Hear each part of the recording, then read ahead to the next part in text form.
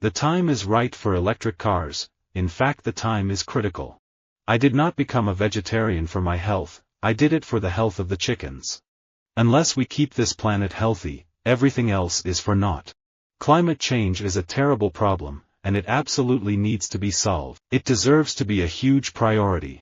It is horrifying that we have to fight our own government to save the environment. Try to leave the earth a better place than when you arrived. We may achieve climate, but weather is thrust upon us. Journey with me to a true commitment to our environment. Journey with me to the serenity of leaving to our children a planet in equilibrium. Thank God men cannot fly, and lay waste the sky as well as the earth. The only way forward, if we are going to improve the quality of the environment, is to get everybody involved. I think the government has to reposition environment on top of their national and international priorities. It seems to me like Mother Nature's mercy and forgiveness have run dry, as we ceaselessly abuse her and take her for granted in order for us to continue our addiction to using fossil fuels. I've gotta say, I don't blame her, not one bit.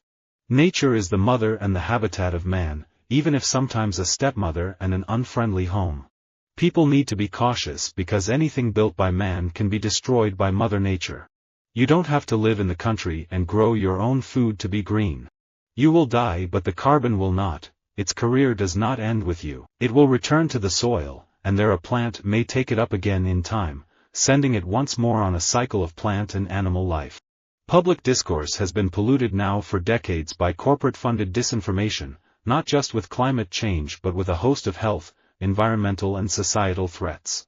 The implications for the planet are grim. If we do not permit the earth to produce beauty and joy, it will in the end not produce food, either. If all mankind were to disappear, the world would regenerate back to the rich state of equilibrium that existed 10,000 years ago. If insects were to vanish, the environment would collapse into chaos. I can find God in nature, in animals, in birds, and the environment.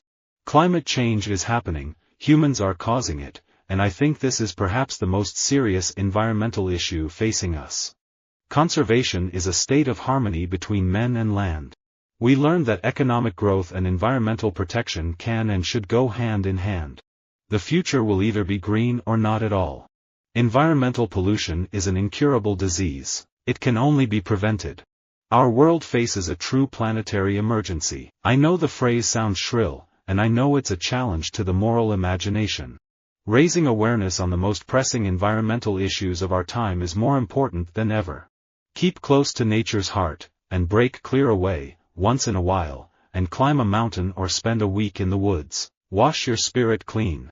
Water and air, the two essential fluids on which all life depends, have become global garbage cans. Sooner or later, we will have to recognize that the earth has rights, too, to live without pollution. What mankind must know is that human beings cannot live without Mother Earth, but the planet can live without humans. A true conservationist is a man who knows that the world is not given by his fathers, but borrowed from his children.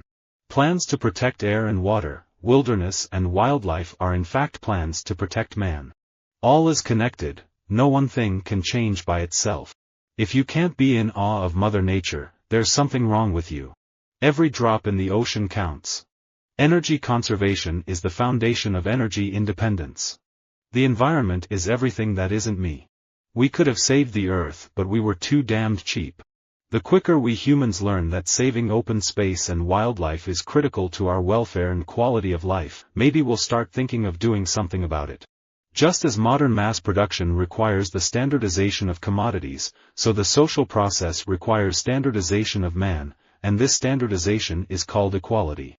The most important thing about global warming is this. Whether humans are responsible for the bulk of climate change is going to be left to the scientists. But it's all of our responsibility to leave this planet in better shape for the future generations than we found it.